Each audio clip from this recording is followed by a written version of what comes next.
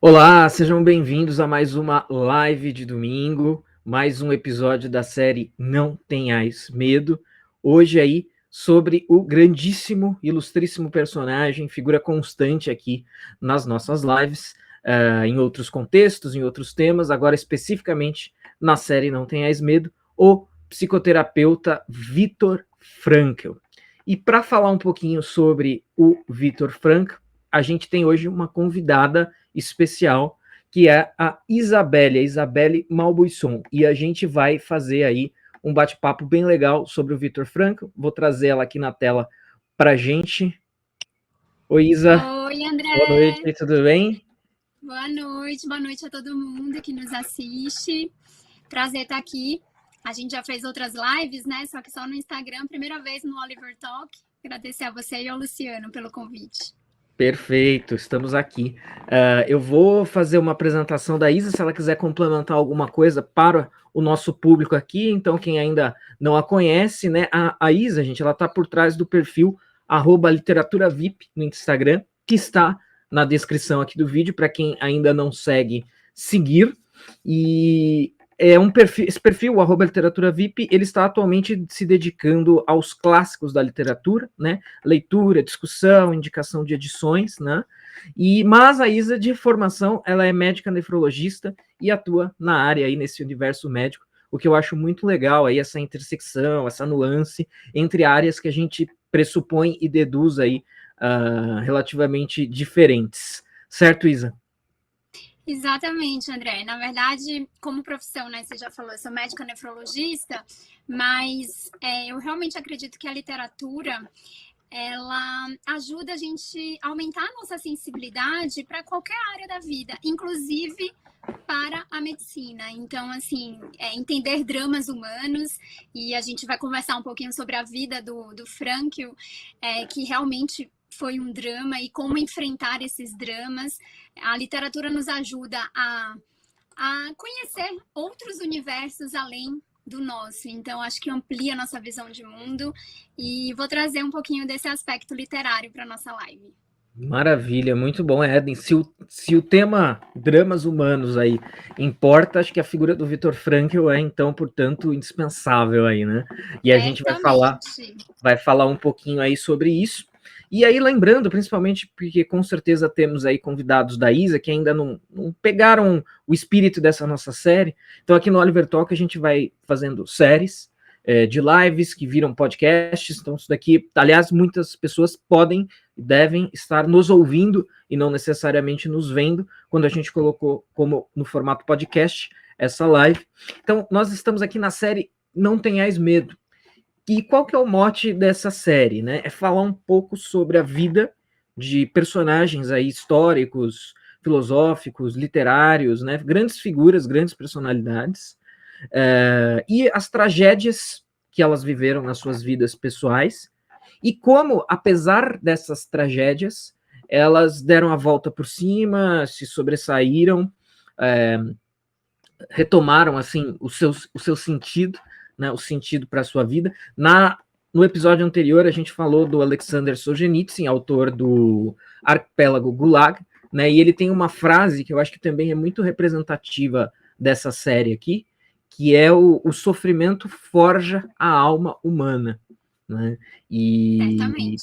e eu acho que esse é o nosso espírito aqui, é disso que a gente está falando nessa série, apesar de todos os sofrimentos, apesar de tudo de trágico que aconteceu, acontece, pode acontecer, ainda existe uma saída, ainda existe um caminho aí para se escapar. E esses personagens, e aí, como eu disse, talvez o Solzhenitsyn e o Viktor Frankl, claro que todos os exemplos que a gente já trabalhou e vai trabalhar, né, então a gente já falou do Papa João Paulo II, vamos falar lá, do Richard Furbrand, né, que foi um pastor romeno que enfrentou o comunismo, mas o Solzhenitsyn e o Frankl, eu acho que eles são casos assim especialíssimos, né, e excelentes desse mote dessa série. Quando pensar tragédias maiores que o comunismo e o nazismo, que os seus campos de concentração, etc, Difícil de imaginar, né? difícil imaginar algo maior e pior do que isso, né? E aí o Solzhenitsyn saiu disso para virar Nobel de Literatura, o Viktor Frankl saiu disso com com todos os seus insights ali, psicológicos, psicoterapêuticos, Uma né? nova escola de psiquiatria, inclusive, né? Exatamente. Ele funda a terceira escola vienense de psiquiatria, com a logoterapia a partir dos aprendizados que ele teve durante a estada dele, né? Aquela passagem sofrida e sangrenta de um campo de concentração. Então, assim, a gente está vendo ali, querendo ou não, além de ser a biografia desses personagens, a gente está falando aqui de história, né? Tô falando do século XX, que foi o século mais sangrento da história até hoje, né? Então, mas complementando o que você falou, André, você trouxe a frase do Solzhenitsyn e recentemente eu sei que você já escreveu 2 livros, né, sobre o Peterson. Recentemente eu fiz um especial no Literatura VIP sobre o 12 regras para a vida. Então foi muito bom, aliás. Obrigada. Um vídeo para cada regra.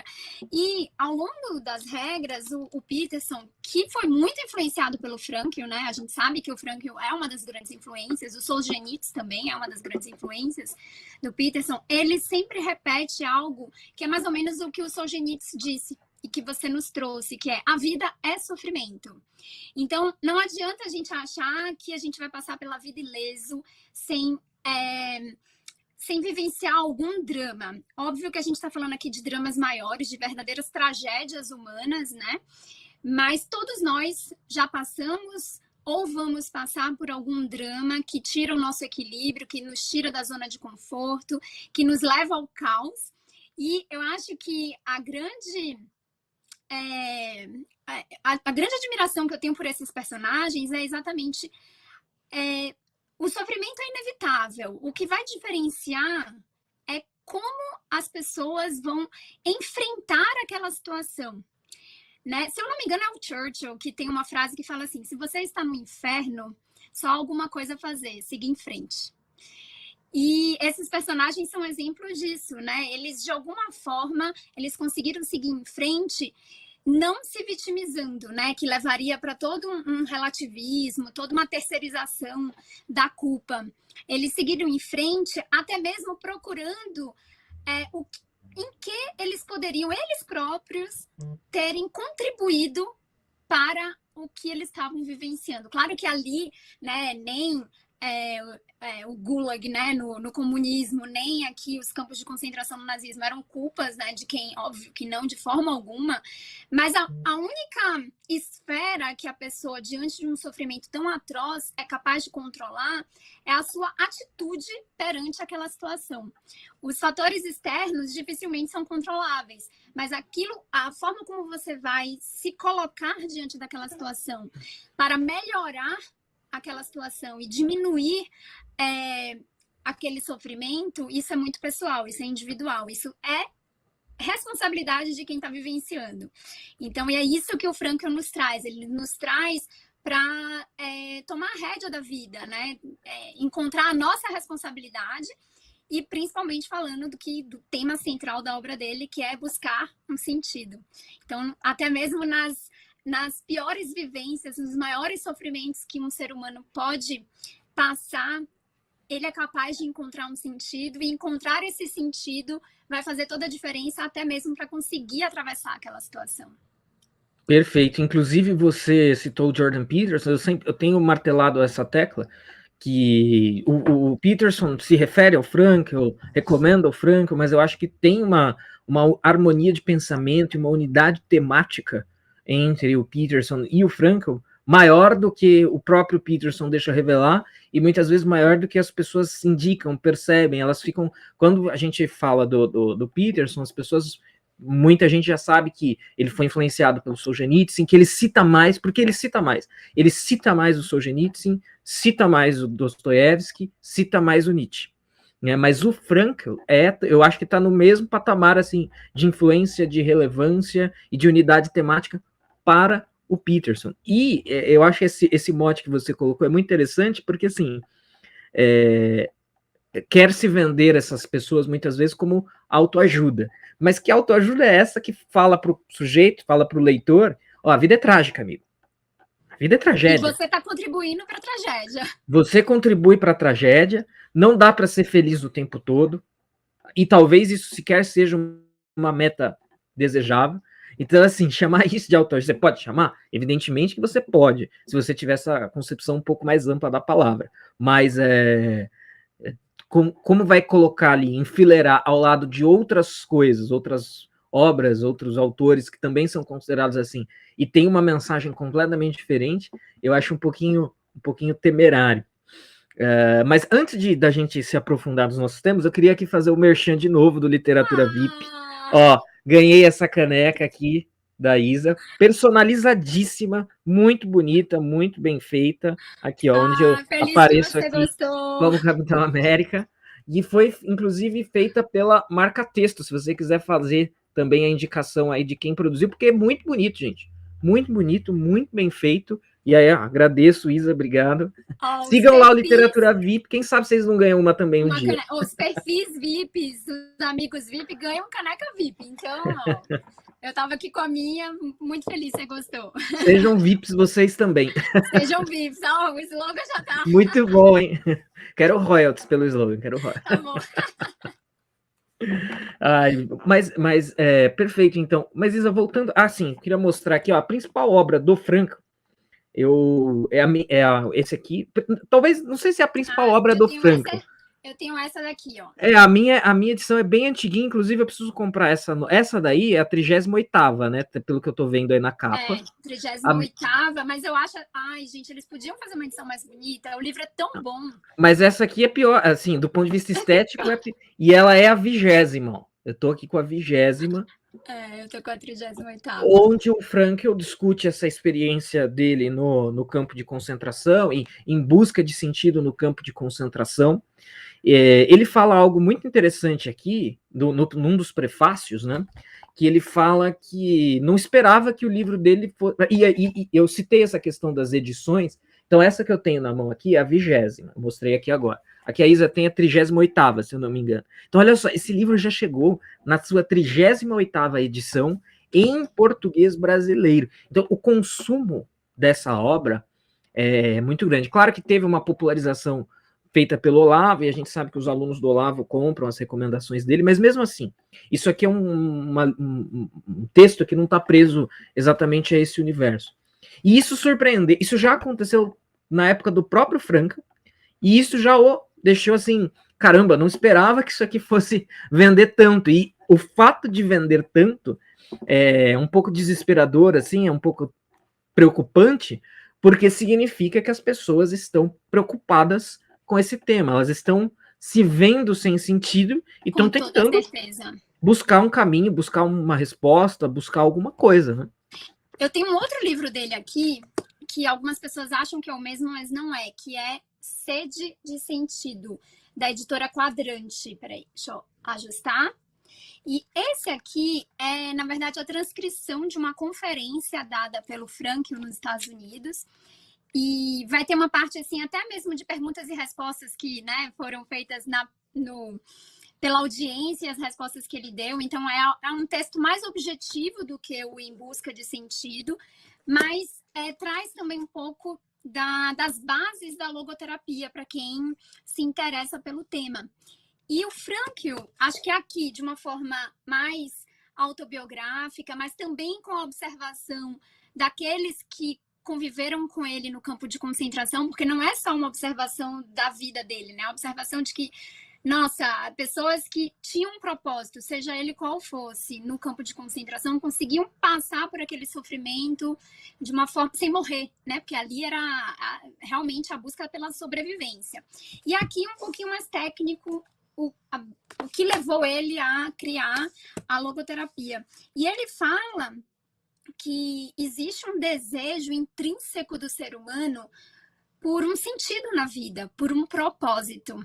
Então, isso é intrínseco, todo mundo vai necessitar. E esse propósito, ele nunca vai estar em si mesmo, né? Assim, a gente fica pensando só, hoje em dia, principalmente, né? As pessoas são muito autocentradas, achando que o propósito vai sempre ser alcançar algum objetivo muito pessoal, quando, na verdade, o propósito, na grandíssima maioria das vezes, está no outro. Na capacidade de amar o outro, na capacidade de ajudar o outro, na capacidade de ter experiências com outras pessoas. Então, é óbvio que para a gente encontrar um sentido na nossa vida, a gente tem que olhar para dentro, a gente tem que ter essa coragem, porque muitas vezes é um processo sofrido, até mesmo do ponto de vista psicoterapêutico, mas lembrando sempre que o sentido vai estar em se doar também, né? Isso não adianta a gente, eu quero ser feliz. Não, mas para ser feliz, para você ter essa sensação de realização mais plena na vida, é necessário se doar. Então, esse desejo intrínseco, ele percebeu que perpassa, né, a essência humana, e quando a pessoa se vê sem sentido, né, sem propósito, sem objetivos, ficaria muito materialista, mas dá para trazer também essa palavra, a pessoa entra no que ele chama de um vácuo existencial. E se ver nesse vácuo existencial que traz um grande sofrimento, que é um sofrimento até maior do que o sofrimento causado por agentes externos. E é isso que faz as pessoas perderem as forças para sobreviver a uma situação tão extrema como o campo de concentração.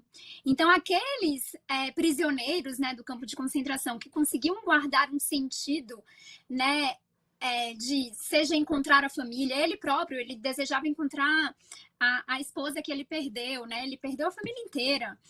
E de reconstruir a vida dele, aquilo ali é que fortalecia a alma dele para que ele enfrentasse muito mais do que um fortalecimento físico, que também era necessário, né? Porque, enfim, as privações eram enormes. Mas aqueles que não tinham esse sentido no se doar a alguém, padeciam muito mais rapidamente e acabavam morrendo. Então, eu acho que isso é muito importante da gente enfatizar na obra do Frankl. Isa, dois ganchos. Um lá do começo que eu não quero deixar escapar, que você falou uma coisa que eu acho interessante. Que, assim, apesar de todo esse contexto trágico, muito ruim, muito pesado, eles não... Solzhenitsyn e Frankl, num certo sentido, eles não se deixaram se vitimizar, né? Não se vitimizaram.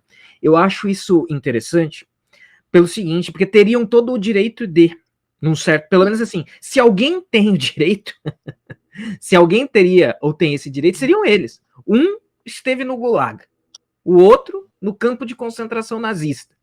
Caramba, se esses caras com o sofrimento implicado por estar nesses locais, né, nesses ambientes, não se vitimizaram, quem pode, então? Mas apesar disso, desculpa, né?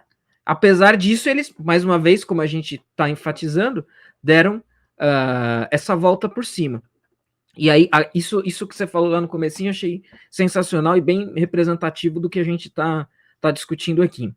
E essa temática do sentido, especificamente, e a abordagem do Frankl, ela é muito interessante pelo seguinte, o Frankl ele tem uma abordagem muito boa para que a gente vá lá trazer esse tema para pessoas que talvez não... Porque, assim, o tema do sentido, aí não dá para a gente fazer um tratado filosófico aqui sobre o tema do sentido, que é um baita tema. Mas o Frankl, ele está falando de um sentido, a gente poderia dizer assim, um sentido modesto, né?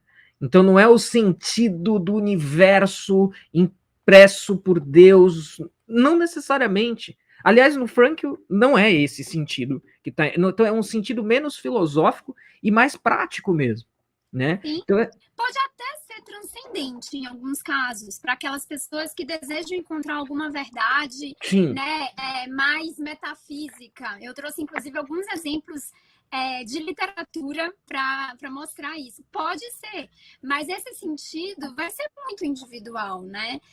E muitas vezes não está preso em si mesmo, né? Eu acho que essa é a grande sacada do Frankl. Exato, não, exatamente, é o sentido que você vai ver ali no outro, como você colocou, né? E é o sentido, às vezes, esse sentido pode ser. Tem um exemplo que eu não vou saber localizar aqui agora, mas é um exemplo muito bom, em que ele fala do sentido da pessoa que tem que cuidar, ia, né, cometer aí um ato contra a vida, e é demovida dessa ideia quando ela tem ciência, assim, consciência, senso, de que o sentido da vida dela é cuidar dessa outra pessoa que precisa dela, que tem uma deficiência, enfim. Isso está dentro de alguma obra do Frankl, é relatado pelo próprio Frankl, E é muito representativo disso que ele está colocando, né? Então o sentido, muitas vezes, não é um sentido metafísico. É um Exato. sentido... o negócio é mais modesto do que pode parecer em princípio. Exato. Né? Tem uma passagem do Frankl que eu consigo fazer uma correlação com a literatura, já agora puxando a sardinha do meu lado. Que inclusive, acho que você comentou em um dos cursos que você deu lá no Veraz. Eu sou aluna, gente, do André Montaraz. Que ele foi dar uma palestra, não sei se chama palestra, mas enfim, numa prisão, né? E eram ali pessoas, né, prisioneiros condenados à morte, à pena de morte. Estados Unidos, onde a pena de morte é legalizada. E ele pensou assim, mas o que eu vou falar para essas pessoas, né? Assim, como eu posso dar algum conforto a alguém que está condenado à morte? Mas ele também já esteve condenado à morte. E ele teve um insight ali, com aquela experiência, de que o sentido da vida também pode ser dado em retrospecto. Muitas vezes as pessoas passam a vida toda, a sua jornada, o seu caminho inteiro, sem encontrar um sentido. Mas nada impede de que elas, ao fim da vida, olhando para trás, elas encontrem esse sentido, até mesmo para morrer em paz. Então, é algo que eu acho que a gente não deve nunca parar de buscar, caso a gente não tenha encontrado algum sentido, porque isso pode ser na beira da morte, né? Então, ele fala que ele deu essa palestra, foi uma conversa, e que um dos detentos depois foi falar, pediu para falar com ele e falou, eu entendi. E dava para ver o olhar de mais paz daquele ser humano, né? De humanização.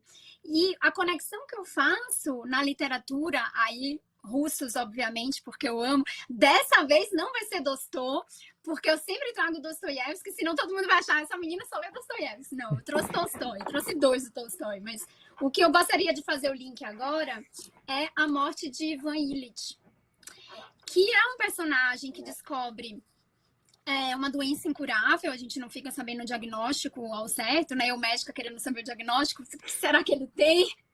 Mas a gente não fica sabendo, e que vai revendo a vida, né? Assim, à medida que essa doença vai avançando e causando um sofrimento grande, com dores, assim, insuportáveis, né? Ele vai perdendo a dignidade dele enquanto ser humano, ele vai vendo que ele dedicou a vida a aparência e não a essência, a coisas que, né, a decoração da casa, eu quero ter porque os meus amigos também têm e eu tenho que mostrar que eu também posso, a um emprego burocrático, e até o casamento dele foi um casamento que, porque era conveniente. Então, todas as relações humanas dele, ele viu que até a filha dele não estava muito aí, né? Se ele gemia por conta da dor, a esposa e a filha estavam assim, nossa, tá atrapalhando, ele se sentia atrapalhando.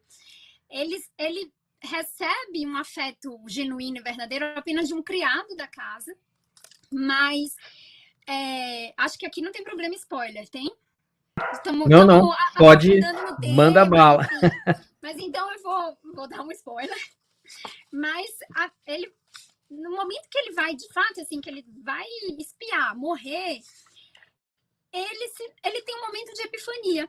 E ele percebe que não adianta se dedicar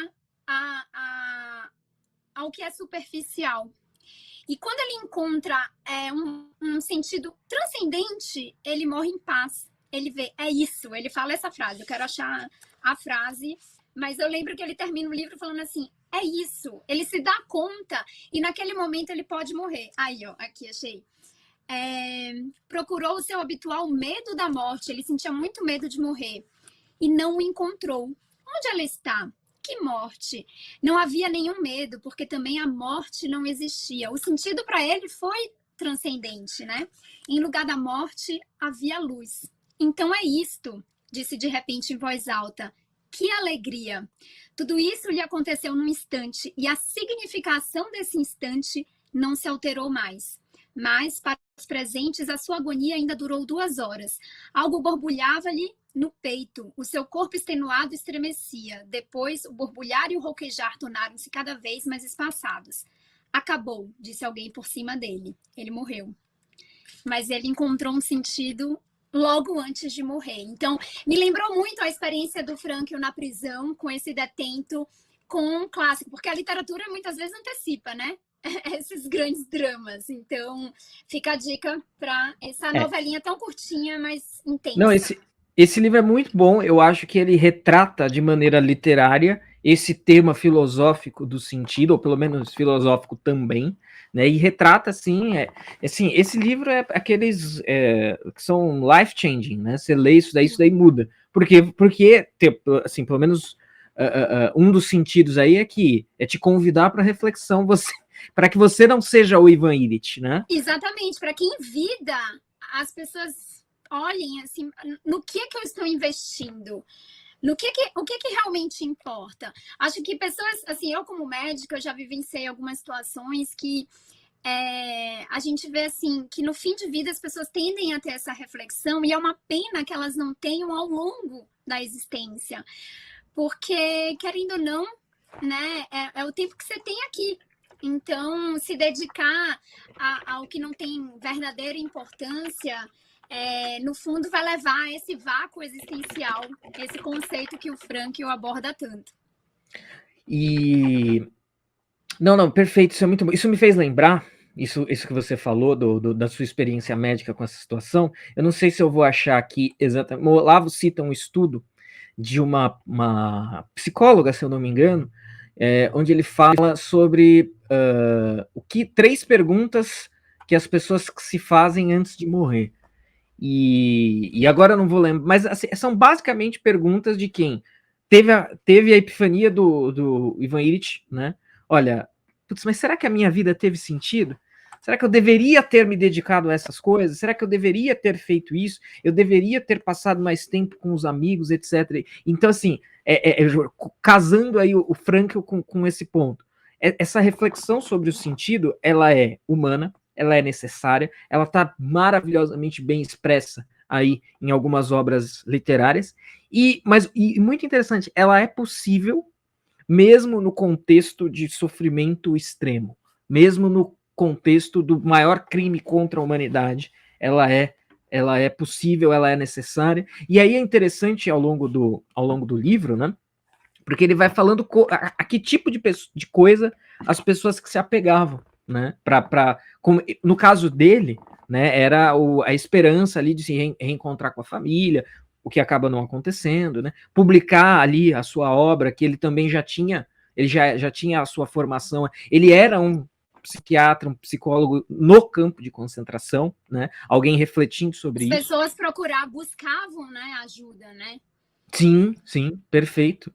E ele tem uma parte muito interessante que ele fala assim, até o próprio sofrimento do campo de concentração, então a escassez de alimento, os trabalhos extenuantes, o frio, e quando os guardas, né, os soldados batiam, surravam, ele olhava para aquilo e ele falava, olha, o mais assim desagradável é uma palavra muito fraca, mas assim, o absurdo daquilo é justamente isso, é ser absurdo. Não tem sentido nenhum, né? É uma coisa ali, parece que era a crueldade pela crueldade, a agressão pela agressão.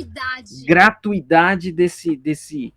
A gratuidade. Isso para ele ali, ou seja, até nisso ele tava, né, falando, mas se tivesse, claro que quer dizer que se tivesse sentido ia ser gostoso, não é isso, mas era tão gratuito, que tornava a coisa toda ainda mais difícil de carregar, né? Um fardo ali mais cruel do que já era em si mesmo. Né? E fazendo um paralelo com essa gratuidade, existe a gratuidade, né, do sofrimento em que um ser humano imprime ao outro, mas esse mesmo sofrimento que um ser humano imprime ao outro, a gente tem o contrário, quando o outro a pessoa se dá conta que é ele mesmo. Então, a gente tem muitos casos de, por exemplo, síndrome do estresse pós-traumático relacionado à guerra, soldados de guerra. Teve muito isso na Guerra do Vietnã, que foi uma guerra muito sangrenta. Então, soldados que retornavam da guerra, o grande sofrimento deles, na verdade, não é pelo sofrimento que causaram, pela dor que causaram neles, mas por eles tomarem consciência do sofrimento que eles perpetraram, que eles causaram no outro, né? Então, uma matança extrema. E isso gera é quase que uma tela azul no cérebro, né? Nossa, a pessoa se dá conta de que é capaz de algo tão violento, de algo tão cruel. Então, tem os dois lados. O lado de ver a gratuidade de alguém fazendo com você que... Por quê, né? Por quê? Aquela velha pergunta eu sempre trago, né? Dos irmãos Karamazov. Não, mas eu posso até acreditar em Deus, né? O Ivan Karamazov fala, eu posso até acreditar em Deus, mas eu não aceito o universo dele, porque é um universo onde crianças inocentes sofrem. Por quê? Então, nesses momentos de sofrimento extremo, é óbvio que as pessoas vão se questionar muito, até mesmo a própria fé. Mas se elas encontram algum sentido, e aquele sentido ninguém pode tirar, né? O sofrimento sem sentido é o grande problema, né? Exatamente. E o sentido que a pessoa dá naquela vivência, né? Eu vou encontrar minha família, ninguém pode tirar. É o resquício de liberdade que essas pessoas que viveram em campos de concentração podem guardar. É o sentido que elas dão à própria vida, né? Mesmo que isso esteja num acontecimento futuro. Essa parcela de consciência individual pode ser preservada. Se o cara, por exemplo, né, o sujeito está ali praticando atos de guerra, não, mas é pela liberdade, sei lá, é pelo meu país. Se isso para ele já, né? Porque isso pode ser também algo que o sujeito se agarra, não, eu tô aqui fazendo isso, seja lá o que for, porque é em nome da liberdade. Aliás, eu acho que muitos, agora até virando o foco um pouco, pensando aí não nos agredidos, mas nos agressores. Os agressores também provavelmente justificavam mentalmente o que eles faziam. Eu acho muito improvável acreditar que todos estavam convencidos que os judeus não eram humanos, que aquilo ali tudo era em nome da Alemanha forte. Eu acho que tinha também, assim, olha, o sentido é esse. Esse é o sentido. Meu sentido, isso aqui é meio que uma lógica de fins justificando os meios, em nome de um sentido deturpado. Eu quero salvar aqui senão todos enlouqueceriam, né? Exato. De saber se a tomada de consciência de uma crueldade sem tamanho, eu sou capaz disso, acho que isso deve levar ao enlouquecimento. Então, assim, o que você falou faz sentido. Os trocadilhos com sentido são ótimos aqui. E aí, falando, agora pensando um aspecto cultural aí, e aí a gente até volta um pouquinho para o início, mas é algo que eu sempre menciono nessa discussão, culturalmente falando, né, a atmosfera cultural em que nós estamos inseridos, ela é uma atmosfera onde impera a ausência de sentido. Então, ou seja, filosoficamente a gente chama isso de niilismo, né? O que a atmosfera que a gente vive é um grande niilismo, porque do ponto de vista geral, as pessoas não compartilham mais da ideia de um grande sentido metafísico para muito imediatista, né? Isso aí, por isso que eu caso sempre o niilismo com o hedonismo. É o prazer imediato ali do momento, né, do comprar, do consumir, do comer, do usar uma certa substância. Então, obviamente que para quem está nisso daí já não tem mais o sentido metafísico, transcendente, esse já está, carta descartada é ótimo, né? É carta fora do baralho, desde o pressuposta já, e também não tem esse sentido que o Viktor Frankl está falando, né? Uma coisa que eu vejo assim, as pessoas adoram a interpretação equivocada que elas dão para o filme Clube da Luta, né? Onde lá as pessoas se veem mesmo mais ou menos daquela maneira. Olha, quem sou eu? Eu sou alguém que trabalha que nem um louco para comprar coisas que eu não preciso. Ou seja, não tem sentido nenhum, né? Nem o sentido, até quando tem uma fase do hedonismo, pode ser que o sentido seja esse, o seu prazer físico corporal. Mas as pessoas elas já estão elas já deram mais um passo no abismo, né? Em direção ao abismo, que assim, e é óbvio, né, que quando você vai para essa direção, se chega uma hora que a ficha cai, que essa satisfação hedonista, ela, na verdade, isso é bem momentâneo. Não tem como você ficar nessa o tempo todo. Então, culturalmente falando, eu acho que a gente costura com aquela ideia do por que Jordan Peterson é tão vendável, tão popular? Porque o livro do Viktor Frankl, que ele tinha a intenção de publicar anonimamente. Eu não quero nem ensinar esse negócio. E com certeza não tinha uma expectativa de venda tão alta, né, na própria época, mundialmente falando.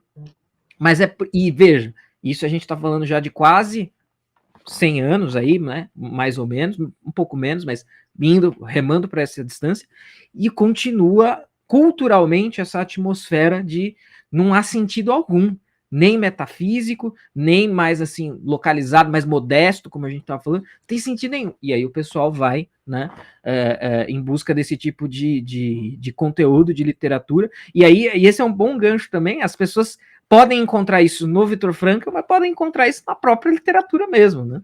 Com certeza. Eu queria pegar esse gancho. Algo que a gente encontra na obra do Frankl, ainda na obra do Frankl, você falou, né, sobre o niilismo, sobre esse imediatismo. Hoje, muito facilmente, se a gente pergunta, o que você... Qualquer pessoa, qualquer jovem, assim, né? E eu falo jovem porque exatamente está na fase desse imediatismo, né? Mas o que você quer da sua vida? A resposta padrão, quero ser feliz. Essa é a resposta padrão, todo mundo quer ser feliz.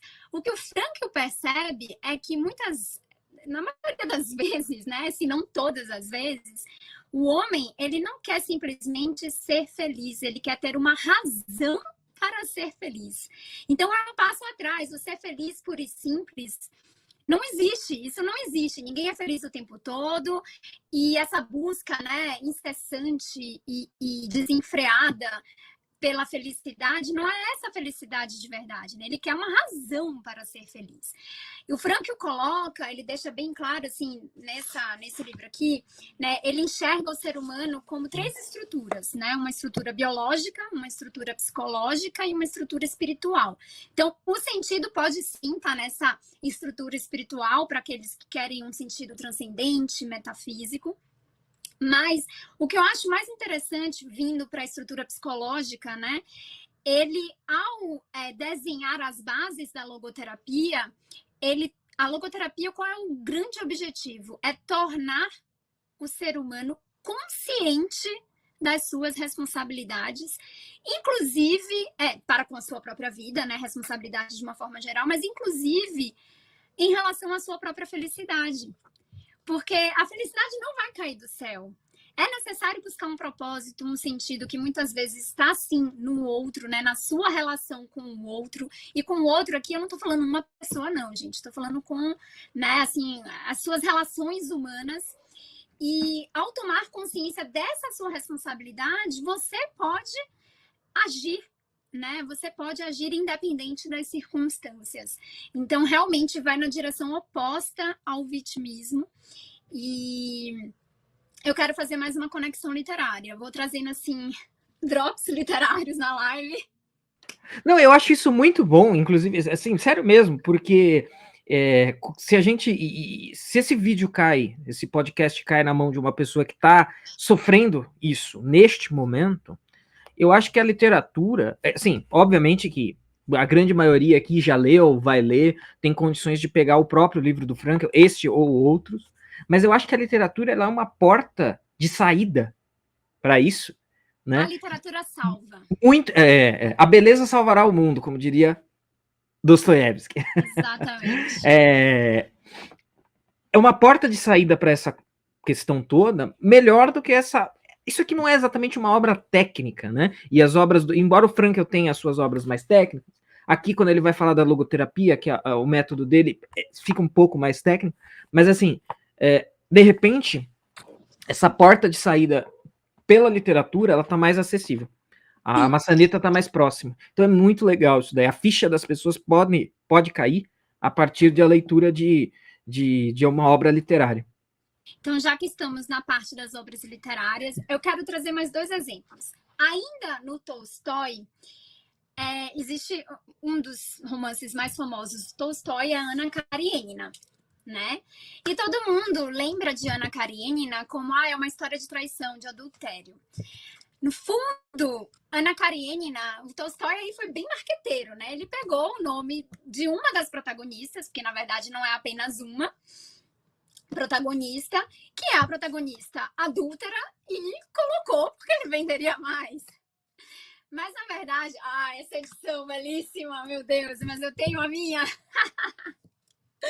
Eu peguei essa porque foi a que eu li, tá toda marcada, ó. Na verdade, aqui a gente tem a história de duas famílias, né? Não vai contar apenas a história de Ana Karenina. E um dos personagens, que é o Lievin, que é um dos protagonistas, na verdade, ele nem tem tanta relação com a Ana Karenina propriamente, né? Eles só se encontram uma vez no romance. Ele é um personagem muito autobiográfico, né? Em relação ao Tolstói. Então, ele representa ali a figura do Tolstói, né? Até o nome, Lievin, né?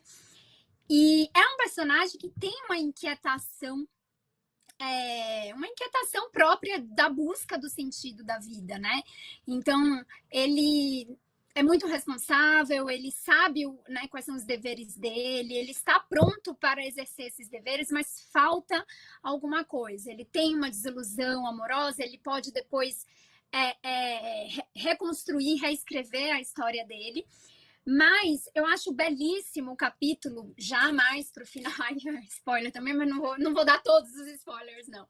Já mais para o final, até mesmo depois do desfecho final da Ana Karenina, para mim o capítulo mais lindo é depois da gente saber como finaliza a história de Ana Karenina, que ele se dá conta, uma isto do Ivan Illich, só que em vida, quando ainda se tem muito para viver. Né? Então, ele vê que ele quer mudar de vida, né? Ele está ali analisando muito qual é a relação dos trabalhadores com a terra, a relação do patrão com os trabalhadores, né? Uma Rússia, século XIX, que está saindo daquele sistema de mujiks para servidão, para a liberdade. Então, só que aquilo não basta, ele quer um sentido para ele, né? Então, ele consegue, ao construir a família, ver o quanto ele pode se doar para o outro, e também indo mais para uma questão metafísica, né, ele tem uma relutância em acreditar em Deus, mas em um determinado momento ele se vê num sofrimento tão atroz, que é quando ele vai ter o filho dele, né, que o parto é um parto super complicado. Naquele momento ele se vê rezando. E ao se ver rezando para alguém que não acreditava mais em Deus, ele parece que a ficha cai. Ele fala, nossa, existe algo a mais. Existe um sentido outro que eu amo tanto, né, a Kitty, eu amo tanto ela, eu quero tanto protegê-la, que até a minha fé foi reavivada. Então ele encontra esse sentido, ainda bem que ainda com anos pela frente. Já não tanto com anos pela frente, tenho mais uma indicação literária. Agora a gente foi para a Alemanha, já está mais perto ali que é Os Buddenbrook, do Thomas Mann. Então, Os Buddenbrook, que é a história da decadência de uma família. A gente tem aqui 5 gerações relatadas, uma saga familiar, e mais uma vez a gente tem um personagem aqui que é muito autobiográfico do Thomas Mann, que é o personagem Thomas. E ele também muito materialista, muito ambicioso, muito sempre pensando no nome da família, no legado no sentido material e não no legado no sentido existencial. Ele consegue tudo que ele quer em termos profissionais, ele casa com a mulher mais bonita, ele tem um filho, tudo acontece, né, nos conformes, mas a passagem do tempo faz, e alguns acontecimentos, com que a família dele comece a decair mesmo, né? E ele entra meio que num parafuso e ele tem um momento de epifania num momento de sofrimento. Geralmente, o sofrimento leva, né, a essas epifanias quando as pessoas estão abertas para isso, né? Quando as pessoas não querem mascarar o sofrimento. E é muito parecido, assim, esses personagens se parecem, o Lievin de Ana Karenina e o Thomas de Os Buddenbrook, mas aqui também mais perto da morte. Então, sem ter muito o que fazer, mas dando sentido retrospectivamente. Então, é um morrer em paz. E eu não separei, mas acabei de me lembrar um livro aí, um clássico brasileiro, que é Memórias Póstumas de Brás muito Cubas. bom. É a versão, é o nosso A Morte de Ivan Illich aqui, guardadas as ressalvas, é claro. Só que no pós-mortem. Isso. A genialidade do Machado é exatamente o Brás Cubas, ele vai se dar conta de tudo que poderia ter sido na vida dele e não foi. E por quê? Por própria responsabilidade dele. Porque a gente tem que ter responsabilidade sobre o curso da nossa vida. E é isso que o Frankl faz com a logoterapia. É conscientizar as pessoas de que, olha, você precisa tomar a responsabilidade da sua vida. Não adianta terceirizar a culpa, se vitimizar, dizer que o universo é injusto, porque só você pode mudar. E o Brás Cubas, ele se dá conta. Então, a ironia do Machado é uma acidez, na verdade, né? Dele falar assim, rememorar a vida dele e, no fundo, a minha interpretação é que ele queria deixar um legado e não deixou. Ele finaliza, né, assim, mas não deixei nenhum descendente para a miséria desse mundo. Então, é a acidez, né? Porque, no fundo, ele queria deixar esse legado, né? E o legado está em quê? No outro. Perfeito. Ele não deixou nenhum outro nesse sentido biológico aí da coisa. Filho, né? Tá no pacote aí do sentido. Eu também sempre faço essa conexão entre a morte de Ivan Illich, conexão entre a obra e a temática, e o Memórias Póstumas do Brás Cubas, e é muito bom. Inclusive tem estudiosos, só uma mera curiosidade, um parênteses, mas tem estudiosos internacionais que fazem também assim um estudo comparativo aí bem interessante entre Tolstói e o Machado, dizendo que o Machado é o Tolstói brasileiro, né? Aí, eu tenho certeza absoluta. Inclusive, eu fiz uma sequência recentemente no Literatura VIP, fazendo uma conexão entre Dom Casmurro e a Sonata Kreutzer, do Tolstói.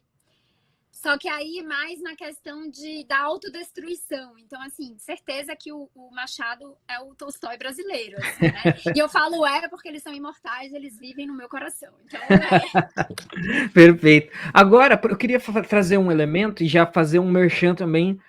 A gente tá aqui no domingo, e no dia 16, no sábado, a Isa e eu vamos fazer uma live no Instagram sobre um personagem aí, sobre o livro de um personagem que é importante aí para o contexto do que a gente está discutindo, para o Jordan Peterson. Não me lembro aqui de conexões Frankl e Nietzsche, é o Nietzsche que a gente está falando, mas, mais uma vez, se não há a conexão nominal do Frankl citar o Nietzsche, há também a conexão temática.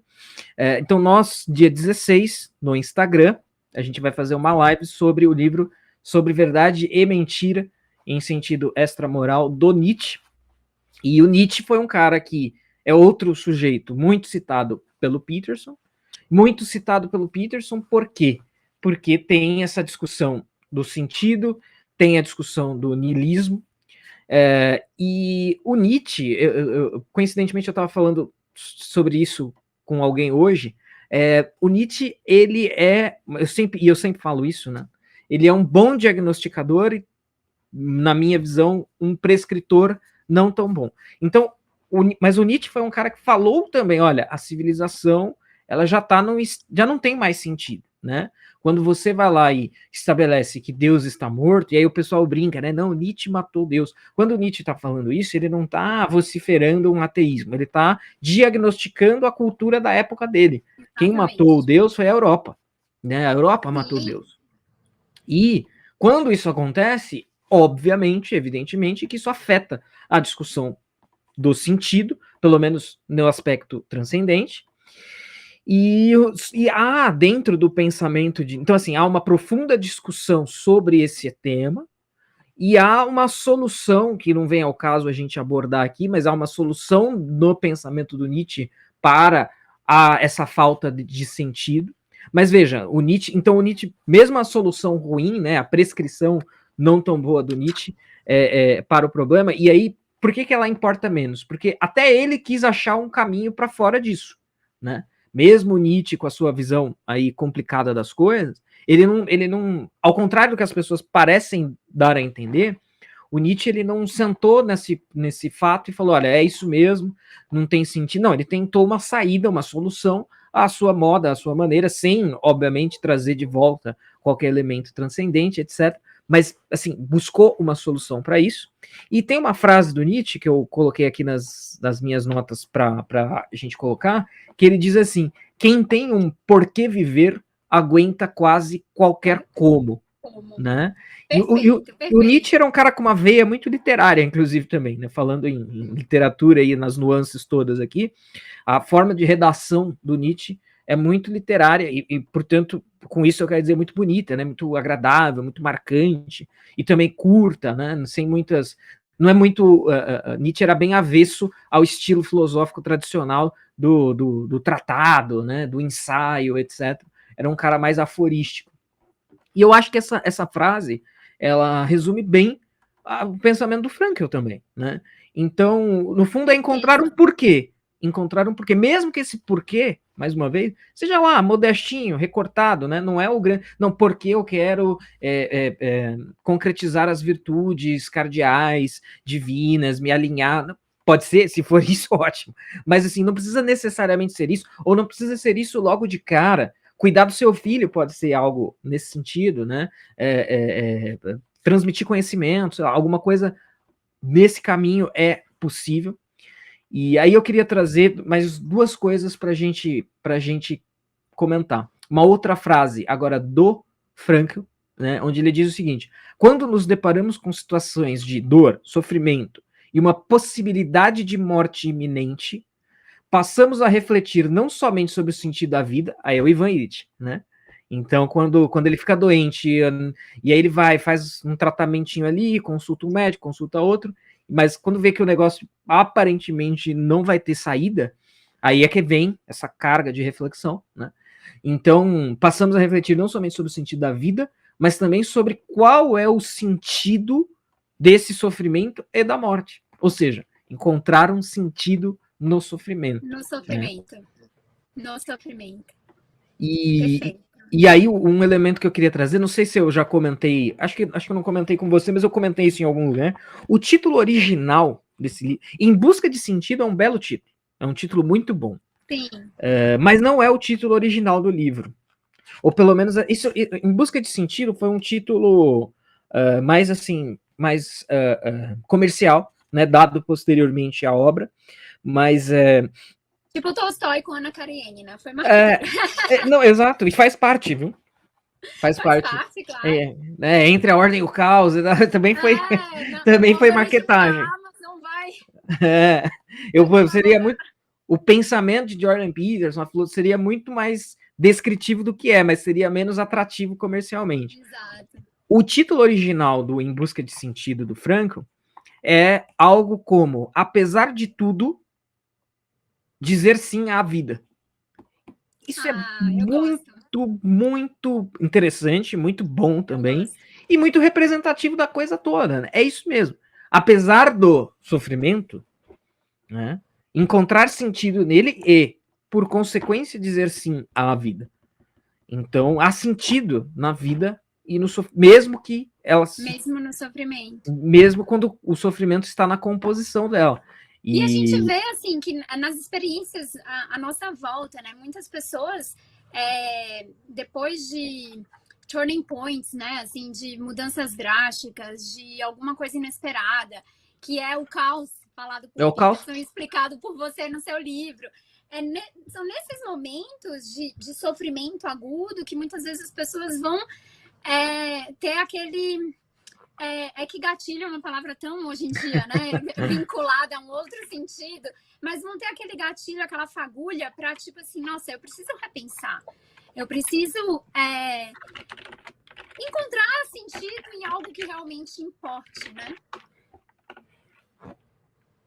Perfeito. E eu tava aqui procurando de novo as perguntas. Eu vou achar isso antes da gente terminar a live. Mas, ou seja, é a história do Ivan Illich. E aí, se a pessoa... Então, você descobre uma doença. Gente, é o Jordan Peterson. É o Jordan Peterson.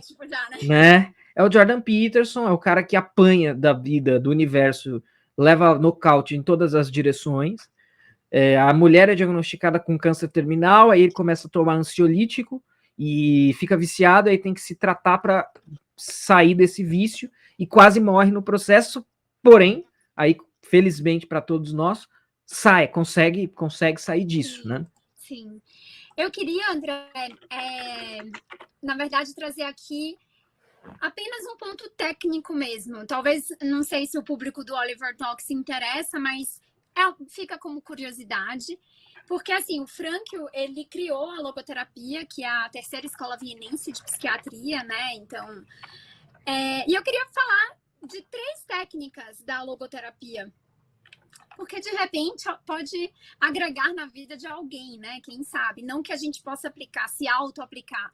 Mas, se apenas isso puder fazer alguém refletir, Ajudar, talvez já ajude, né? Se identificar e, de repente, até procurar, né, ajuda nesse sentido.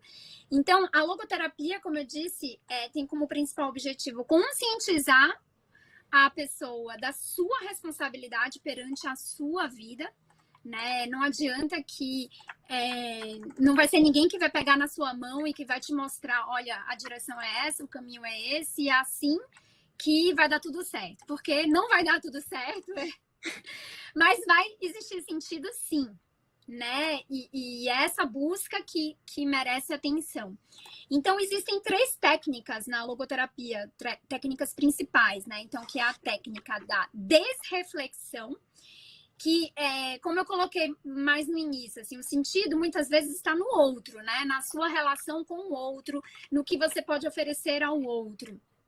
Então, a desreflexão é quando o paciente, no caso, ele está muito centrado em si mesmo, no seu problema, e o terapeuta, ele vai deslocar o foco de atenção desse paciente para o outro. O que mais tem de importante além de você mesmo, né, na sua vida? Vamos olhar um pouco para o outro. Então, é uma desreflexão, em vez de ficar em si mesmado, ficar muito casmurro, né? E eu vou trazer um trecho do Machado, já. O terapeuta faz esse deslocamento, claro que não é qualquer pessoa que é capacitado para fazer isso, né? Mas o paciente deixa de pensar apenas em si mesmo e passa também a pensar no outro. Uma segunda técnica, que é a que eu vou trazer um trecho, porque a literatura antecipa até mesmo técnicas médicas e psiquiátricas, né? Que é a intenção paradoxal. Então, assim, muitas vezes, principalmente pessoas que sofrem de distúrbios de ansiedade, transtornos de ansiedade, e geralmente situações de grande sofrimento deflagram a ansiedade, elas podem ter até mesmo como se fosse uma fobia, né? Assim, elas têm aquele pensamento obsessivo em determinado assunto. E aquilo gera medo, gera mal-estar, gera muitas vezes sintomas físicos. E a intenção paradoxal, como o próprio nome fala, é para você vencer esse medo, você vai resgatar esse pensamento intencionalmente. Aquilo que você quer o tempo todo afastar, meu Deus, eu não posso pensar nisso, eu não posso pensar nisso, eu não posso pensar nisso, você tem medo. No momento que você fica tão querendo afastar, pela negativa você está trazendo para sua vida, você está lembrando o tempo todo. Então, é um exercício de pedir, né, e pensar naquilo que você mais teme. E é o trecho que eu quero trazer de Dom Casmurro. Eu identifiquei a técnica, não sei se o Machado, né, provavelmente não, né, porque o Machado é século XIX, mas enfim, ele antecipou de certa forma. Que o Bentinho fala, isso é mais no início, ele ainda não entrou naquela espiral, né, de loucura dele, então é mais no início, ele fala assim, e por alguns dias era eu mesmo que evocava as visões que estavam incomodando ele para fortalecer-me e não as rejeitava, senão quando elas mesmas, de cansadas, se iam embora. Então ele mesmo evocava aquelas visões que traziam angústia, sofrimento, e de tanto que ele evocava, elas mesmas iam embora. Isso é a descrição literária da intenção paradoxal do Frankl, da logoterapia. E por último, aí eu vou passar a palavra para você, porque tem o quê? Tem filosofia na logoterapia, né? Eu fui olhar assim, eu sou uma nefrologista que brinco assim, nossa, eu poderia fazer psiquiatria facilmente, eu adoro. E aí na literatura eu me acho, né, como psiquiatra, mas tudo bem. A terceira técnica é o diálogo socrático. Então, o terapeuta, ele consegue identificar, até mesmo por palavras que são muito repetidas na sessão, um padrão de comportamento daquele paciente. e faz do paciente, porque a ideia não é o terapeuta dizer, olha, tome esse caminho, faça isso. A ideia, o terapeuta jamais vai poder dizer o sentido é esse. Quem tem que encontrar é o próprio paciente, né? Assim, seja numa sessão, seja na vida. Mas com esse diálogo socrático, ele consegue identificar um padrão, né, de comportamento do paciente e torna o paciente consciente da sua vida, dos seus problemas, das suas angústias e consciente da sua responsabilidade perante essas situações vividas e o que ele pode fazer para mudá-las. Então, só para trazer aqui e aí eu deixo o gancho para você, porque a gente falou de Sócrates, agora eu passo a bola para o filósofo. Não, e aí, assim, eu acho que, um gancho, um elemento interessante aí, o nome da técnica é logoterapia. O logo vem de logos, que é discurso, fala. Discurso. Né? Então, também, ou seja, a chave... terapêutica, né? A chave pode estar aí, não, está aí no caso, né? A logoterapia é uma terapia que se baseia nisso.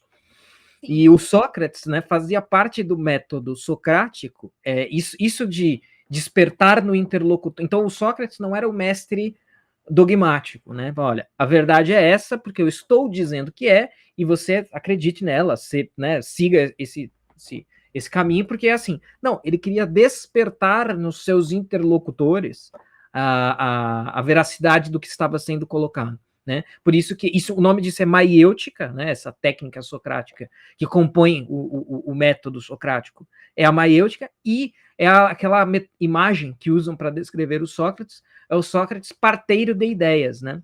Então ele, se existe, e a mãe do Sócrates era parteira, né? Conta-se como anedota. Aliás, tem um episódio aqui da série Não Tenhais Medo que foi sobre Sócrates, né? Quem não assistiu aí pode voltar alguns episódios, a gente abordou inclusive esse aspecto. Volte 2 casas, né? Volte 2 casas, depois dessa casa aqui, termina essa primeiro, mas volte 2 casas.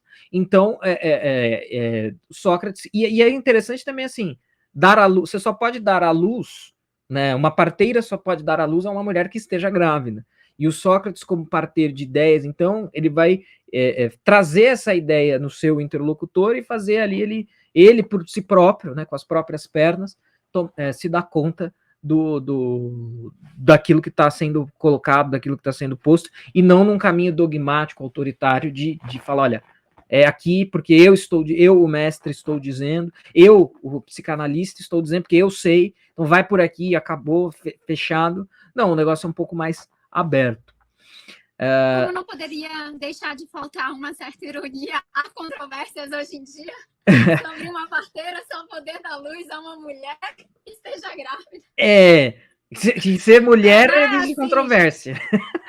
Meu Deus do céu. A parteira hoje, ela pode dar à luz... falando, eu corroboro com a visão do Sócrates. Hoje ela pode dar à luz a um homem grávido aí na cabeça de algumas pessoas, né? Ai, gente, mas enfim, parênteses à parte. Perfeito. E aí, só para aquilo que eu achei, aquela referência que eu queria encontrar, quem cita isso é o Olavo. Eu não sei o nome da pesquisadora agora, mas é uma pesquisadora que teve uma experiência psicológica em leitos de morte. E aí ela documentou aí o que as pessoas mais dizem estar arrependidas nos seus leitos de morte. Então elas dizem, são 5 coisas, não 3, são 5.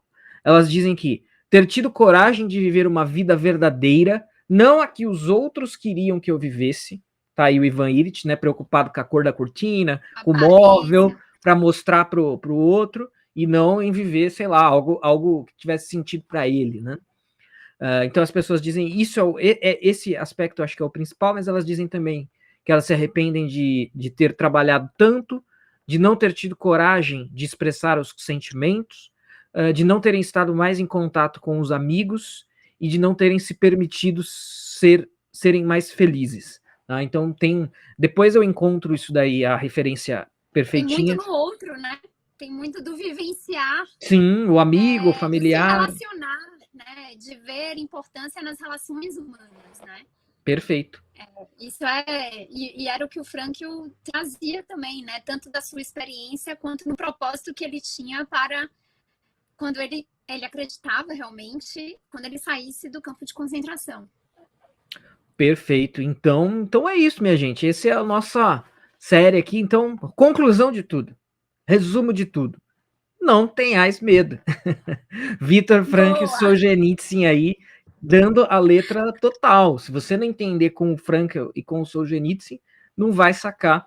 Aí, olha, não, apesar de tudo, não tenhais medo, tá? Isso aí é perfeitamente possível. E aí é isso, minha gente. Queria agradecer a participação de todos, a presença de todos e principalmente a presença da Isa aqui. Foi conturbado, né? No domingo passado eu fiquei sem energia, aí depois deu um problema no link, na internet do Oliver, deu assim, não era para ser. Não era para ser. Não era, mas valeu a pena, valeu a espera. Eu queria agradecer, André, mais uma vez, a você e ao Oliver pelo convite. Agradecer a todos que nos assistem. Eu acompanho demais o trabalho de vocês e adoro, sou grande fã.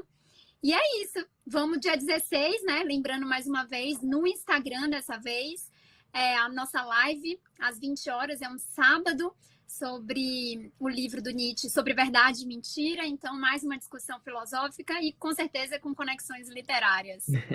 Muito bom, muito obrigado mesmo, Isa. Acompanhe, sigam a Isa lá no Instagram, no @literaturavip, mais uma vez, está aí na descrição. Agradeço a todos, muito obrigado e até o próximo domingo. Boa noite.